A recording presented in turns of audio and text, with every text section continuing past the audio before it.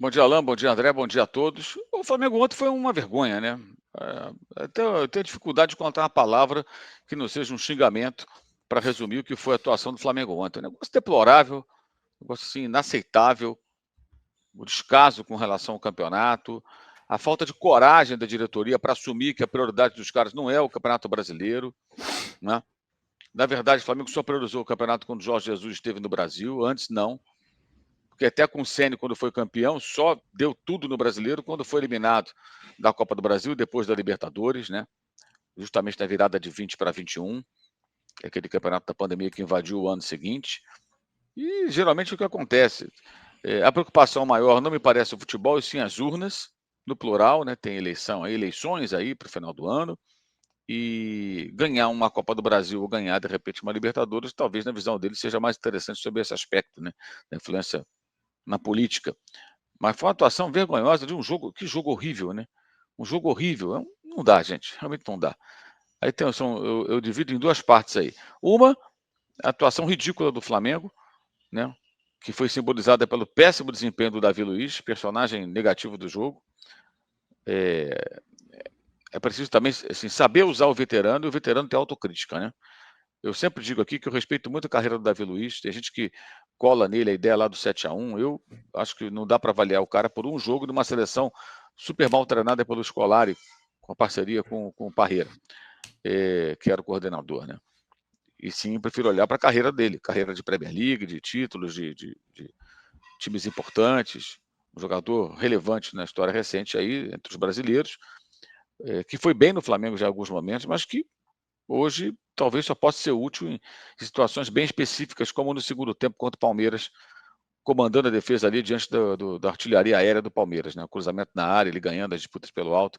Mas o erro dele ontem, duplo no primeiro gol, negócio assim, incompatível com um jogador da sua experiência e qualidade, que já apresentou em outros momentos. E o segundo gol, o cara estava machucado, por que não saiu?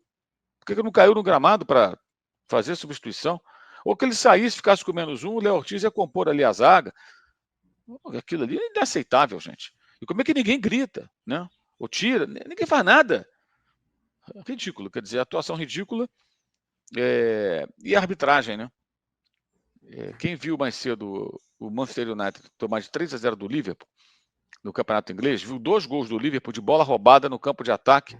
A primeira delas, o Luiz Dias deu bote no Casemiro. Ele toca na bola, o Casemiro cai, mas não tem falta. Aqui seria falta e cartão amarelo se bobear. Falta por trás do cartão amarelo. Com a chancela dos ex-árbitros em bom número, né? Muitos deles iriam concordar.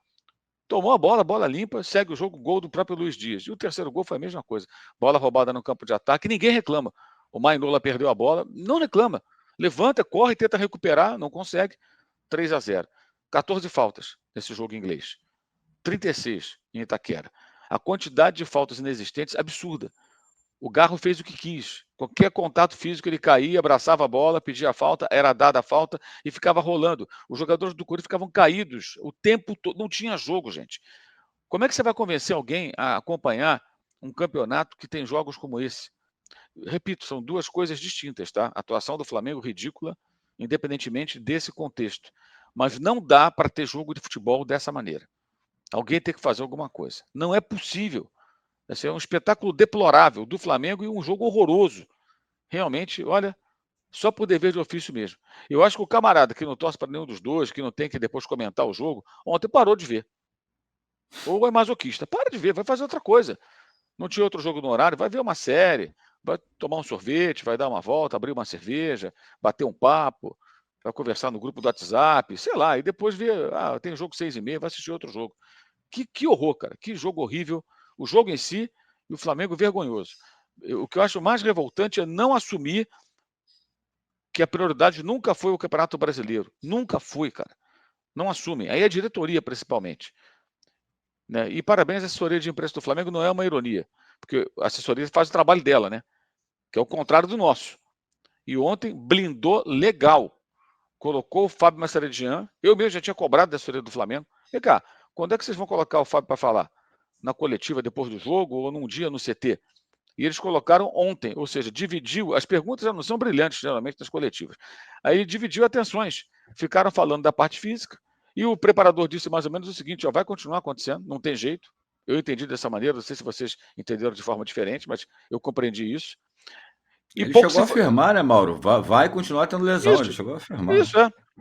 Eu até entendo, não discordo totalmente dele não. O Cuiabano teve lesão 3 minutos de jogo no jogo Botafogo e Fortaleza. Ontem o Hernandes, que mal chegou, se machucou também nos primeiros minutos, o atacante do Corinthians, espanhol. Então, mas se falou muito sobre isso.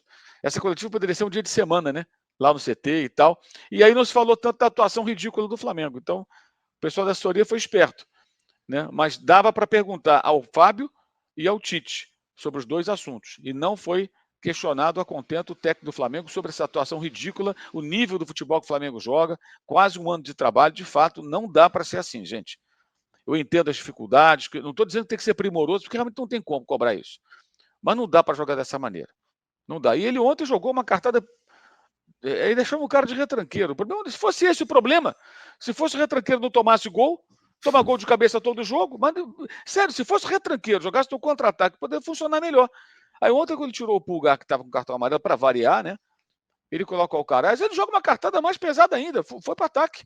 Só que não criava nada o Flamengo. Teve uma chance com o Caraz no começo e tentativas ali no final, ali, mas muito pouco, quase nada. Assim, uma atuação horrorosa. O time do Corinthians, até que em jogadores, não é tão ruim, mas coletivamente é um horror também, gente. Eu vejo todos os jogos aí, pô, é um horror. E ontem foi um time mais aguerrido, né? No sentido, tentou ganhar mais o jogo e que fez cera um tempão. Cera, cera, cera, cera. Quer dizer, é isso que é o futebol praticado no Brasil. Um domingo muito triste, assim, para o futebol também, sabe? Alegre sobre o torcedor do Corinthians que alimentou a sua esperança de sair do rebaixamento, embora continue lá no Z4. Alô, tropa da S1 Live. A propaganda é a alma do negócio. Quer ver a sua marca estampada aqui diariamente na S1 Live? É só chamar agora no e-mail contato@s1live.com.